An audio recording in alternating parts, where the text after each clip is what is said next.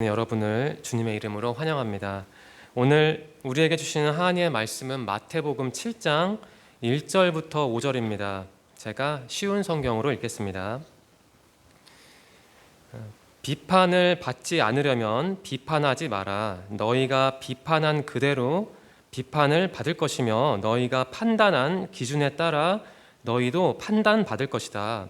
어찌하여 내 형제의 눈 속에 있는 작은 티는 보면서 내 눈 속에 있는 나무 토막은 보지 못하느냐? 내 눈 속에 나무 토막이 있으면서 어떻게 내 형제에게 내 눈 속에 있는 작은 티를 빼주겠다라고 말할 수 있느냐? 위선자들아, 먼저 내 눈 속에 있는 나무 토막을 빼내어라.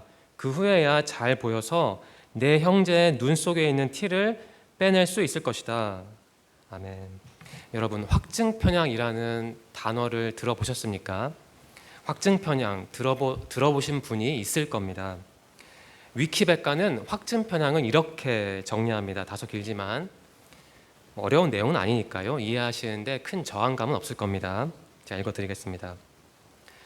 확증편향은 원래 가지고 있는 생각이나 신념을 확인하려는 경향성이다. 흔히 하는 말로 사람은 보고 싶은 것만 본다와 같은 것이 바로 확증편향이다. 사람들은 자신이 원하는 결과를 간절히 바랄 때, 또는 어떤 사건을 접하고 감정이 앞설 때, 그리고 저마다의 뿌리 깊은 신념을 지키고자 할 때 확증편향을 보인다. 확증편향은 원하는 정보만 선택적으로 모으거나 어떤 것을 설명하거나 주장할 때 편향된 방법을 동원한다. 이게 바로 확증 편향에 대한 설명입니다. 이러한 확증 편향은요, 잘못된 신념을 고수하는 태도로 이어진대요. 관련 설명을 제 말로 조금 바꿔서 전달하겠습니다. 이 확증 편향은 믿음을 유지할 그럴듯한 설명을 제공한다고 합니다. 심지어 그 믿음의 근거가 사라지거나 무너지더라도 기존의 그 믿음을 유지하게 만든대요. 확증 편향이요.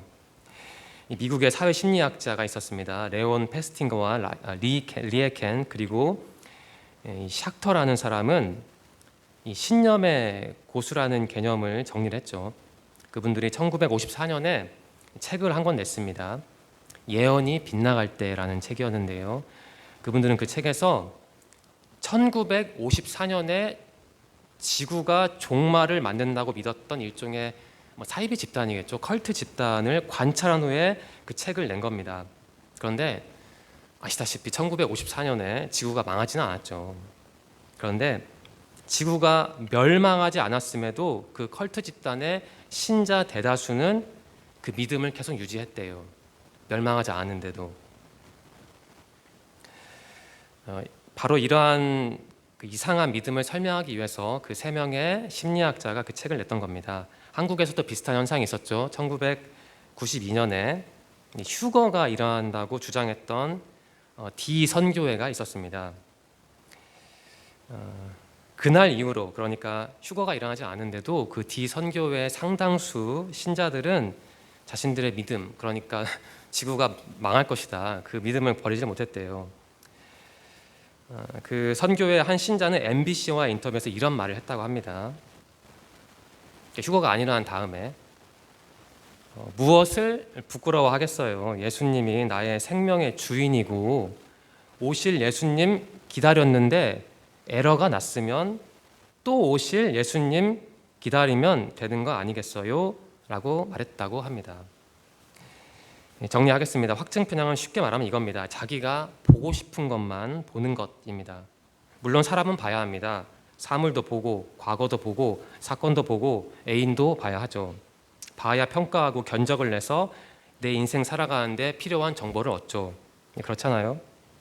다만 문제는 자기가 보고 싶은 것만 보는 데 있습니다. 그리고 자기가 보고 싶은 대로 본 것을 바탕으로 쉽게 결론을 내리는 데 있습니다. 그리고 그 결론을 절대로 바꾸지 않는다는 데 있습니다. 이게 문제죠. 인간 관계에서도 문제고 가정에서도 문제고 무엇보다 신앙생활에서도 굉장히 큰 문제입니다. 오늘 우리는 마태복음 말씀을 함께 살펴보려 합니다. 저는 소망합니다. 본문 말씀을 통해 여러분과 제가 보고 싶은 것만 보려는 태도를 조금이라도 교정하기를 소망합니다. 본문 말씀의 배경을 정리하겠습니다. 좀 딱딱한데요. 조금만 참으십시오. 이 본문 말씀의 앞부분인 6장 1절부터 18절은 예수님이 하신 비판을 다룹니다. 예수님이 당시의 종교 지도자들, 그러니까 목사님, 전도사님들을 비판하는 내용이죠. 예수님은 상당 시간을 할애해서 당시의 교역자들을 비판하셨습니다. 그 교역자들이 위선에 빠졌대요. 사람들의 칭송을 받기 위해서, 인정을 받기 위해서 자기 자신을 외적으로 과시하는데 많은 에너지를 소비했기 때문에 예수님은 그들을 비판하신 것이죠. 그런데 예수님은 이제 어조를 바꿔서 7장 1절에서 5절에서 당신의 제자들도 그러한 위선에 빠질 수 있다는 것을 경고하시는 겁니다. 그게 바로 7장 1절부터 5절 내용입니다. 한마디로 1절에서 5절 말씀은 자신의 문제는 못 본 채, 달리 말하면 위선적인 태도를 가진 채 부적절하게 다른 사람들을 비판하는 문제를 다룹니다. 이게 바로 위선적인 태도, 극단적인 태도입니다. 또 바로 이어서 오늘 본문 말씀은 아닌데요. 바로 이어서 6절 말씀이 나오죠. 한번 성경책 읽어보십시오. 오늘은 6절 말씀은 다루진 않지만 그 내용만 정리하겠습니다. 예수님은 1절에서 5절까지 위선적인 태도를 비판하시죠. 그런데 그건 극단적인 태도인데 그 반대편에 있는 또 다른 극단적인 태도가 있대요. 그게 무엇이냐면 아무것도 모르는 것, 그러니까 뭐가 뭔지 모르는 것, 분별 없음을 6절 말씀을 통해 경고하시는 겁니다. 나는 깨끗해, 하지만 너는 더러워 라고 말하는 것은 위선적인 태도죠. 이게 바로 1절부터 5절의 내용입니다. 그런데 예수님에 따르면 그것도 위험하지만 그것 못지않게 위험한 게 뭐가 뭔지 모르는 거래요. 그게 바로 6절 말씀입니다. 6절 말씀에서 거룩한 것과 진주는 이 천국 메시지, 그것의 가치를 의미합니다. 그리고 개와 돼지는 그러한 메시지의 소중함을 거부하는 사람들을 의미합니다. 그러니까 짐승 그 이미지가 나오는데요. 이 짐승 이미지는 천국의 메시지, 복음을 거부한 사람들이 위험하다, 그것을 제자들에게 경고하는 비유라고 신학적으로 정리할 수 있습니다. 천국의 메시지를 들었을 때, 복음을 들었을 때 조롱하고 욕하는 사람들에게 복음을 전하는 것은 잘못된 것이다 라는 경고래요. 일종의 하나의 해설입니다. 그러니까 어떤 분들에게는 이런 해설이 듣기 불편하게 들릴 수도 있습니다.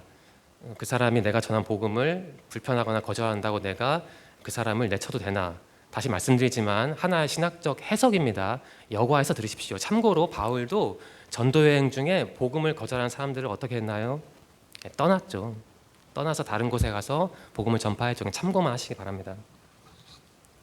정리하겠습니다. 7장 1절에서 5절은 위선이라는 위험한 태도를 경고합니다.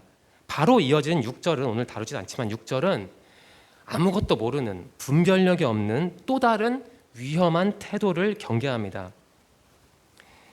이 두 태도는 사람의 힘으로는 교정할 수가 없습니다. 그래서 예수님은 그러한 태도에 빠지지 않고 균형 있는 삶을 살라고 알려주시는데 그게 바로 이어지는 7절부터 12절 내용입니다. 쉽게 말하면 기도하라는 거죠. 결국 예수님은 하나님 나라의 삶이 무엇인지 우리에게 가르쳐 주시는 겁니다. 하나님 나라에 사는 우리는 다른 사람을 부적절하게 평가하면 안 되죠. 이게 1절에서 5절 말씀입니다. 또한 하나님 나라에 사는 우리는 복음을 너무 심하게 거절하는 사람들에게까지 복음을 너무 적극적으로 전하는 것은 어찌 보면 경계해야 하죠. 그러니까 그러한 사람들과 일단 거리를 두어야 할 필요도 있는 거죠. 이게 바로 6절 말씀이고, 그런데 이러한 두 가지 삶은 우리 힘으로만은 유지할 수 없기 때문에 기도해야 한다는 게 바로 예수님이 7절에서 12절까지 하시는 말씀입니다. 이게 바로 본문 말씀을 둘러싼 구조인데요. 그 구조를 머릿속에 담아두시면 본문 말씀을 조금 더 쉽게 이해하실 수 있을 겁니다. 배경을 정리했으니 이제 본문 말씀 하나씩 뜯어서 구체적으로 살펴보겠습니다. 1절입니다. 비판을 받지 않으려면 비판하지 마라. 이러한 말씀이 있습니다. 우리말 성경에는 뭐뭐 하지 않으려면 뭐뭐 해라 라는 구조인데요. 하지만 원어 성경과 영어 성경을 보면 우리말과 구조가 다릅니다. 그 두 성경, 원어 성경과 영어 성경에는 비판하지 마라라고 처음부터 나옵니다. 이 비판하지에 해당하는 그리스어 원어는 크리네테입니다. 이것은 2인칭 복수 현재 명령형이라고 합니다. 이 그리스어에서 현재 명령은요, 생활 습관이나 기준을 새롭게 제시할 때 사용된대요.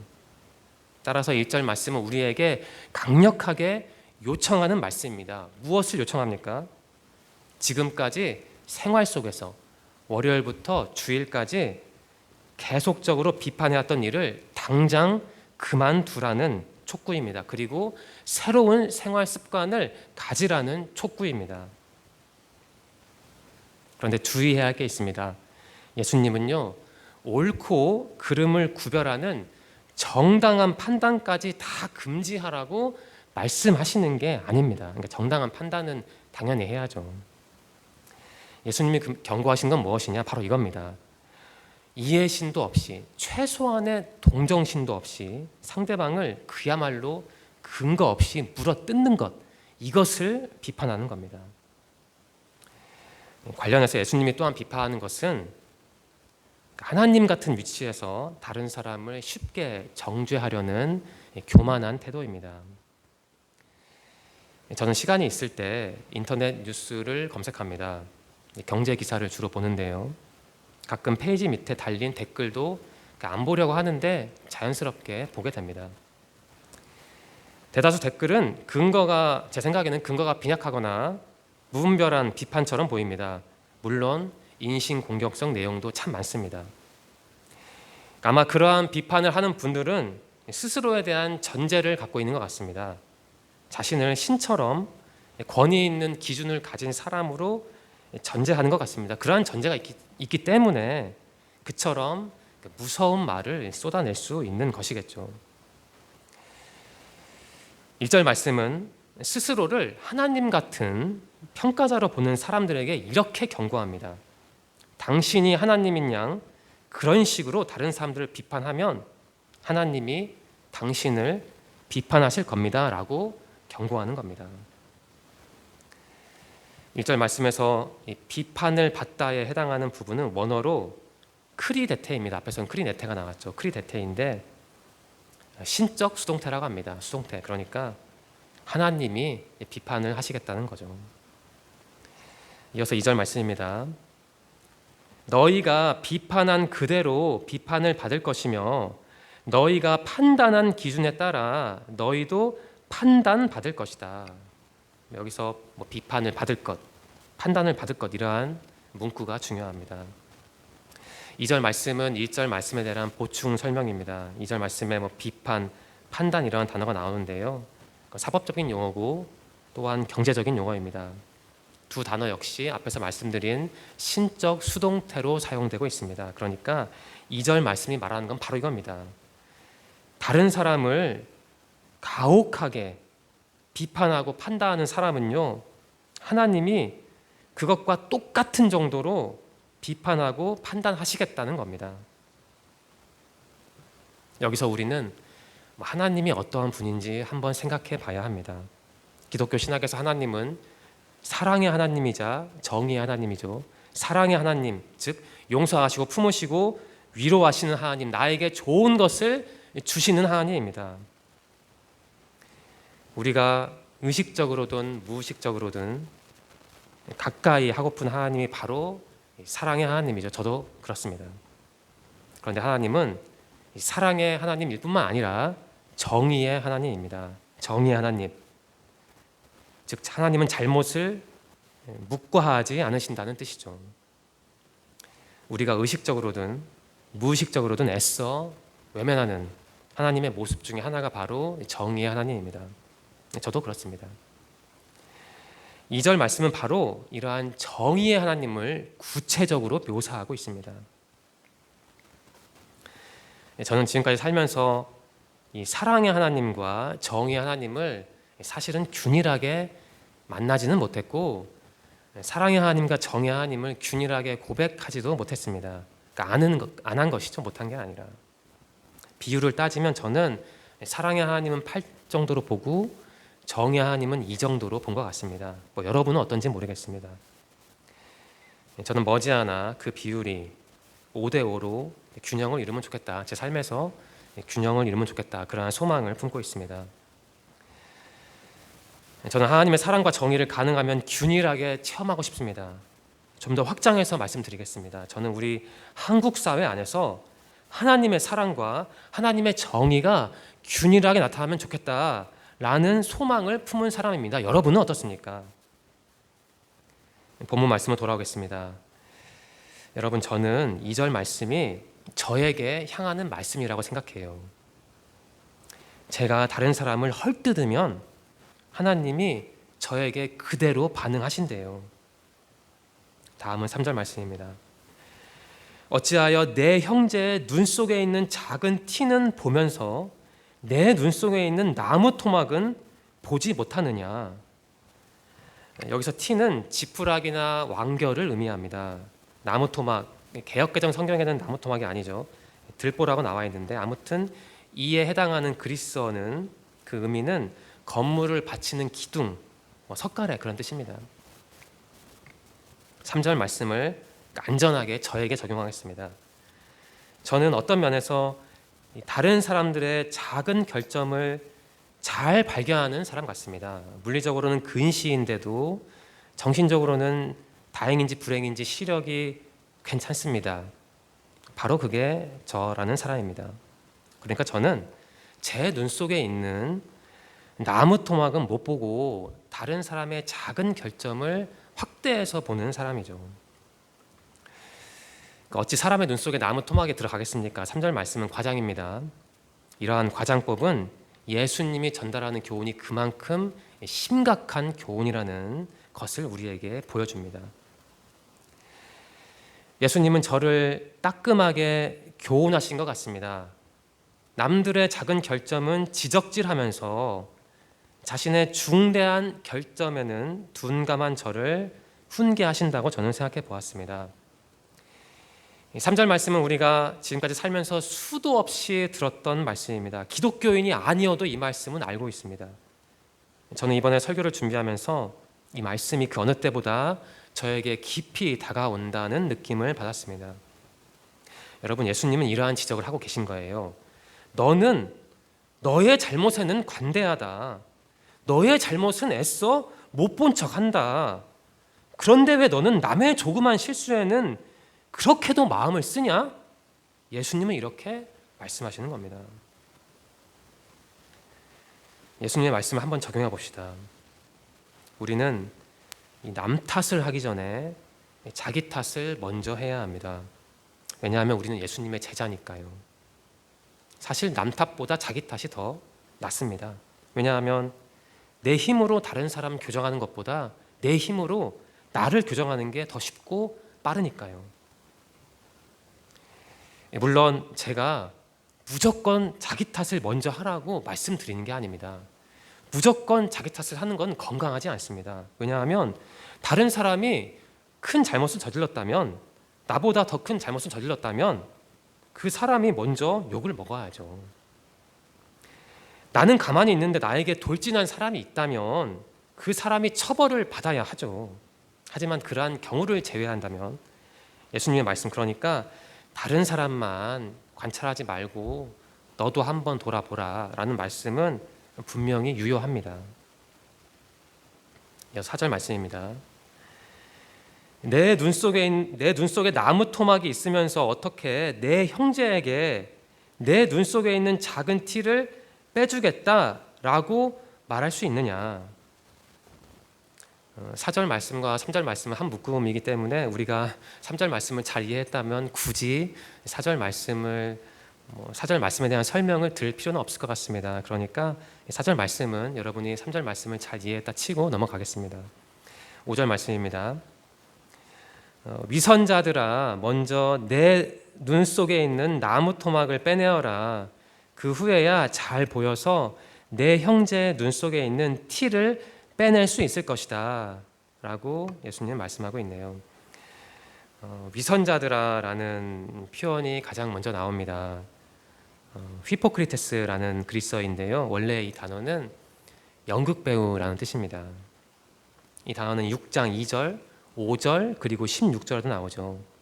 2절에서는 남들에게 드러내려고 구제하는 사람들을 지적할 때 이 휘포크리테스가 쓰입니다. 5절에서는 남들에게 드러내려고 기도하는 사람들을 지적할 때 이 단어가 쓰이고요. 16절에서는 역시 남들에게 드러내려고 금식하는 사람들을 지적할 때 쓰입니다. 자신의 행위를 부풀려서 타인의 존경심을 얻으려는 사람들을 묘사할 때 휘포크리테스라는 단어가 사용됐던 겁니다. 예수님이 당시에 종교 지도자들을 공격하실 때, 비판하실 때 썼던 단어죠. 바로 이 단어가 7장 5절 말씀에 나옵니다. 자신의 잘못은 시인하지도 않고 교정하지도 않고 회개하지도 않으면서 무분별하게 다른 사람들을 공격하는, 사람들을 훈계하는 것이죠. 자기 죄는 회개하지 않고 다른 사람들을 가혹하게 비판하는 사람은 위선자라는 비판을 예수님이 하시는 겁니다. 물론 예수님이 다른 사람들을 비판하는 것 자체를 지금 문제 삼는 것은 아닙니다. 자신은 큰 결함을 가지고 있으면서도 다른 사람의 작은 결함에는 민감한 그러한 사람을 지금 지적하는 것이죠. 예수님은 그러한 사람들이 자신의 잘못을 먼저 회개한 다음에, 그 다음에 다른 사람들을 사랑으로 품기를 바라시는 겁니다. 그러니까 예수님은 우리가 먼저 우리의 죄를 알고 회개한 다음에 우리 주위에 있는 형제 자매의 잘못을 교정해서 지적하라는 그러한 말씀을 하시는 겁니다. 그러니까 사랑하라는 말씀을 좀 다르게 표현하신 것 같아요. 2절부터 5절 말씀 한번 정리해 보겠습니다. 예수님의 말씀은 제자들을 위한 교훈입니다.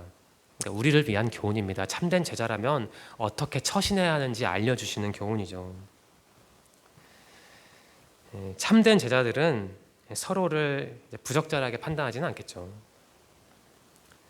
참된 제자는 하나님의 자비와 용서를 경험한 사람들이기 때문에 그러한 자비와 용서를 바탕으로 다른 사람들 또한 사랑하는 사람들일 겁니다. 그게 바로 참된 제자일 겁니다. 좀 더 자세히 정리하겠습니다. 1절에서 4절 말씀은 다른 사람들을 무비판적으로 가혹하게 비판하지 말라라는 교훈이고요. 5절 말씀은 진짜 제자는 어떻게 살아야 하나라는 교훈입니다. 진짜 제자라면 자신의 잘못을 먼저 교정한 다음에 사랑하는 마음으로 다른 사람의 결점을 지적해서 고쳐주어야 한다는 겁니다. 지금까지 본문 말씀을 살펴보았습니다. 제가 해설해 드린 내용을 머릿속에 떠올리면서 1절에서 5절 말씀을 제가 다시 읽어드릴 테니까 한번 다시 들어보십시오. 비판을 받지 않으려면 비판하지 마라. 너희가 비판한 그대로 비판을 받을 것이며 너희가 판단한 기준에 따라 너희도 판단받을 것이다. 어찌하여 내 형제의 눈 속에 있는 작은 티는 보면서 내 눈 속에 있는 나무 토막은 보지 못하느냐. 내 눈 속에 나무 토막이 있으면서 어떻게 내 형제에게 내 눈 속에 있는 작은 티를 빼주겠다라고 말할 수 있느냐. 위선자들아 먼저 내 눈 속에 있는 나무 토막을 빼내어라. 그 후에야 잘 보여서 내 형제의 눈 속에 있는 티를 빼낼 수 있을 것이다. 저는 이 본문을 가지고 처음 설교했습니다. 이 본문을 읽을 때마다 마음이 너무 불편하고 저도 제 삶에 적용을 못하는데 내가 이 본문을 가지고 설교를 할 수 있을까라는 생각을 늘 했거든요. 그런데 이번에 한번 용기를 내어서 설교를 했고 아마 저는 조금 더 나은 사람이 되겠죠. 제 눈 속에 있는 들보, 그러니까 나무 토막이라는 게 좀 더 잘 이해되지 않습니까? 그 나무 토막을 한 절반은 빼낼 수 있겠죠. 여러분은 어떤지 모르겠습니다. 제가 설교를 시작하면서 확증 편향이 무엇인지 말씀을 드렸는데요. 그 내용을 다시 한번 그 정의를 다시 한번 말씀드리겠습니다. 오늘 본문 말씀과 한번 비약적으로 연관지어서 이해해 보시면 좋을 것 같습니다. 확증 편향은 원래 가지고 있는 생각이나 신념을 확인하려는 경향성이다. 흔히 하는 말로 사람은 보고 싶은 것만 본다와 같은 것이 바로 확증 편향이다. 사람들은 자신이 원하는 결과를 간절히 바랄 때 또는 어떤 사건을 접하고 감정이 앞설 때 그리고 저마다의 뿌리 깊은 신념을 지키고자 할 때 확증 편향을 보인다. 확증 편향은 원하는 정보만 선택적으로 모으거나 어떤 것을 설명하거나 주장할 때 편향된 방법을 동원한다. 확증 편향에 물든 사람은 자기 자신을 먼저 살피기가 어렵습니다. 대신 협소하고 왜곡된 렌즈를 통해 타인을 저격하는 데 많은 시간과 에너지를 소비하겠죠. 제가 그렇게 살았습니다. 본문 말씀은 이러한 확증 편향에 빠진 저 같은 사람들을 교훈하는 말씀이라고 저는 생각합니다. 저는 본문 말씀이 저를 향하는 말씀 같아서, 아니 말씀이라서 마음이 참 불편합니다. 그런데 다른 한편으로 본문 말씀이 제 신앙의 중심을 잡아주는 말씀이기 때문에 제 마음이 상쾌하기도 합니다.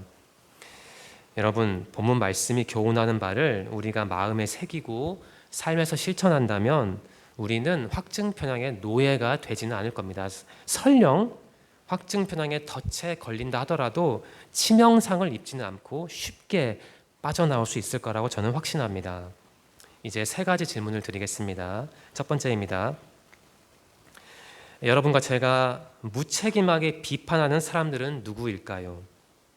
본문 말씀은 앞에서 제가 말씀드린 것처럼 모든 비판을 금지하는 게 아닙니다. 자신의 큰 잘못에는 관대하면서 타인의 작은 결점에 목숨 거는 비판만, 어쩌면 그러한 비판만 금지하는 겁니다. 우리는 사람이라서 보고 평가해야 합니다. 하지만 그러는 중에 선 넘을 때가 있습니다. 저도 예외가 아닙니다. 여러분과 제가 선을 넘을 때는 언제입니까? 2번째 질문입니다. 여러분과 제가 좀 싫어하는 사람들이 분명히 있을 텐데요. 여러분과 제가 싫어하는 사람들이 가진 그 작은 결점이 무엇입니까? 좀 다르게 질문하겠습니다. 여러분과 제가 외면하는 우리 자신의 큰 결점은 뭡니까? 저는 설교를 준비하면서 마음이 참 불편했습니다. 왜 나에게는 싫은 사람들이 있을까 하면서 마음이 어두워졌습니다. 여러분도 그렇습니까? 제 마음이 불편했던 이유는 타인의 그 작은 잘못을 저의 큰 잘못보다 더 크게 보는 오류 때문 같습니다. 여러분에게도 그러한 오류가 있습니까? 3번째 질문입니다. 여러분과 제가 지적해서 교정해야 할 다른 사람들의 잘못은 뭘까요? 예수님은 분명히 말씀하셨거든요. 너의 잘못을 다 고친 다음에 형제의 잘못을 지적해서 고쳐주어라. 5절 말씀의 교훈은 간단합니다. 우리가 우리 잘못을 먼저 해결한 다음에 타인의 잘못을 고쳐주라는 것이죠. 여러분과 저에게는 그러니까 의무가 있습니다. 다른 사람의 잘못을 교정해 주어야 할 의무가 있습니다. 물론 반복하면 그 전에 우리의 잘못을 먼저 교정해야 합니다. 오늘 우리는 마태복음 말씀을 함께 살펴보았습니다. 성경을 읽으면 마음이 따스해져야 할 텐데 왜 제 마음은 서늘할까요? 아마 제가 본문 말씀을 이해는 했지만 잘 실천하지 못했기 때문일 겁니다. 지금 여러분의 마음은 저처럼 서늘합니까? 아니면 주님을 향한 감사와 타인을 향한 사랑으로 따뜻합니까? 이제 한 줄 나눔을 하겠습니다. 오늘 제가 여러분과 함께 나누고 싶은 한 줄 나눔은 바로 이겁니다. 우리도 때로는 위선자. 그러니까 우리도 위선자죠. 안 그렇습니까? 우리도 사람인데 어떻게 늘 깨끗하게 살겠어요. 우리도 때로는 위선자. 기도드리겠습니다. 하나님 감사합니다. 예배드리는 삶을 허락하셔서 감사합니다. 주님의 제자로 살 수 있어서 감사합니다. 무엇보다 성경을 배우게 하시니 감사합니다. 하나님, 오늘 우리는 제자의 길을 배웠습니다. 나의 잘못을 먼저 고치고 그 다음에 타인의 잘못을 고치려 노력해야 한다는 것을 배웠습니다. 그래야 위선자가 되지 않는다는 점도 깨달았습니다. 하나님, 본문 말씀을 깊이 묵상하면서 새로운 일주일을 감사함으로 보내기를 소망합니다. 지켜주시고 인도하실 것을 믿으며 예수님의 이름으로 기도드립니다. 아멘.